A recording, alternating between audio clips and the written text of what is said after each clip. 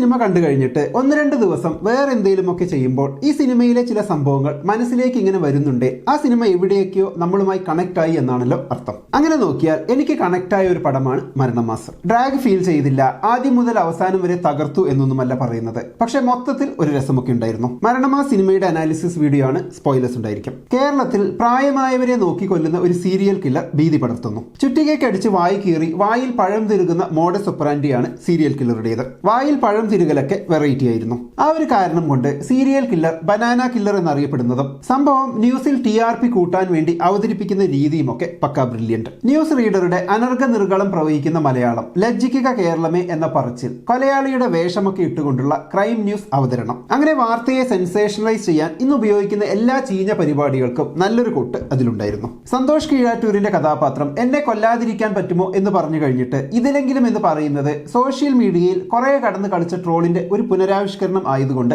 ചെറുതായി ക്രിഞ്ചായി തോന്നി. പക്ഷെ സിനിമയുടെ ഒരു പോക്ക് എത്തരത്തിലായിരിക്കും ഇനി അങ്ങോട്ട് എന്ന് കാണിച്ചു തരുന്ന ഒരു സീനായിരുന്നു അത്. ബാബു രാമചന്ദ്രന്റെ വല്ലാത്ത കഥയും കൂടിയായപ്പോൾ തുടക്കം വളരെ നല്ലതായിരുന്നു. ബേസിലിന്റെ അഭിനയം ഇതിലത്ര പോരാ എന്നൊക്കെ ചില അഭിപ്രായം കണ്ടിരുന്നു. എനിക്ക് ബേസിലിന്റെ ഇൻട്രോയും ആ കഥാപാത്ര നിർമ്മിതിയും ബേസിലിന്റെ പ്രയത്നവും ഒക്കെ നല്ല ഇഷ്ടമായി. ലൂക്ക് PPയെ പോലീസ് അറസ്റ്റ് ചെയ്താൽ പോലീസ് സ്റ്റേഷൻ കത്തിക്കാൻ നിൽക്കുന്ന ആരാധകരെ കണ്ടപ്പോൾ ചിലരെയൊക്കെ ഓർമ്മ വന്നു. സത്യത്തിൽ എനിക്ക് സിനിമയിൽ ഇഷ്ടപ്പെടാതിരുന്ന ഒരു ട്രാക്ക് നമ്മുടെ അജയ് രാമചന്ദ്രൻ DYSPയുടെയും കളഞ്ഞുപോയ നായയുടെയുമാണ്. അതത്ര വെടിപ്പായില്ല. കേശവ കുറുപ്പ് എന്ന പെർവേർട്ടഡ് കുറുപ്പിന്റെ കഥയും അതും ലൂക്കിന്റെ കാമുകിയും ഒക്കെയുള്ള കഥയും തമ്മിൽ കണക്ട് ആകുന്ന രീതിയും ബസ്സിലെ തമാശകളുമെല്ലാം കൊള്ളാമായിരുന്നു. സിജു വിൽസന്റെ അച്ഛൻ സ്നേഹവും ആ ട്രാക്കും കുറച്ചധികം പ്രെഡിക്റ്റബിൾ ആയിരുന്നു. സീരിയൽ കില്ലറിന്റെ പ്രതികാരത്തിന് കാരണമായ ഫ്ലാഷ് ബാക്കും വിചാരിച്ചതിനേക്കാൾ രസമായിരുന്നു. പിന്നെ കൃപാസനം പത്രം ഉൾപ്പെടെ പലതിനെയും ട്രോളിയ രീതിയും ഇഷ്ടമായി. അഭിനേതാക്കളുടെ പ്രകടനം, തിരക്കഥയൊക്കെ കൊള്ളാം. ഒരു പ്രശ്നമായി തോന്നിയത് മെയിൻ കഥയും ആ DYSPയും പട്ടിയും ഒക്കെ കുറച്ചുകൂടി രസകരമാക്കാമായിരുന്നു എന്നതാണ്. സുരേഷ് കൃഷ്ണയുടെ ജിത്തുവിന്റെ ഭാവി വധുവായി നാഗസൈരന്ദ്രിയുടെ ശബ്ദം കേൾപ്പിച്ചത്,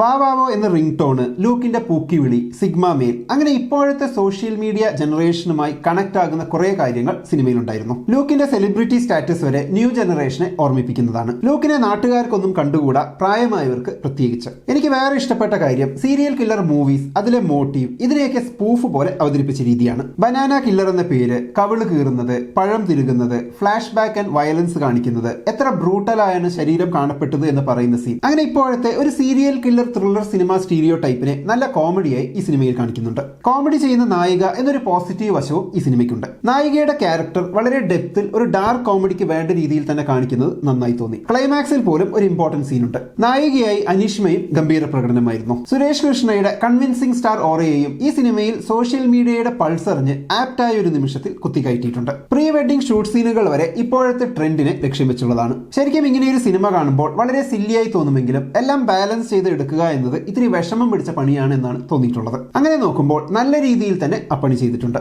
കുറേയധികം ജെൻ ആൽഫ വേർഡുകൾ ഉപയോഗിച്ചത്, സിനിമ റെഫറൻസുകൾ, സോഷ്യൽ മീഡിയ ട്രോളുകളൊക്കെ ഉപയോഗിച്ച രീതി, ഇതൊക്കെ ചിലർക്ക് ക്രിഞ്ചായി തോന്നാനും സാധ്യതയുണ്ട്. എല്ലാവർക്കും ഇഷ്ടപ്പെടുന്ന ഒരു രീതിയല്ല സിനിമയുടേത്. എന്നാൽ ഇത്തരം സിനിമകൾ കാണാൻ ഇഷ്ടമുള്ളവർക്ക് ഈ സിനിമയും ഇഷ്ടമാകും. അപ്പൊ എന്താണ് മരണമാ സിനിമയെ കുറിച്ചുള്ള നിങ്ങളുടെ അഭിപ്രായം? കമന്റ് ബോക്സിൽ എഴുതുമല്ലോ. നമുക്ക് അടുത്ത വീഡിയോയിൽ വീണ്ടും കാണാം. ബൈ.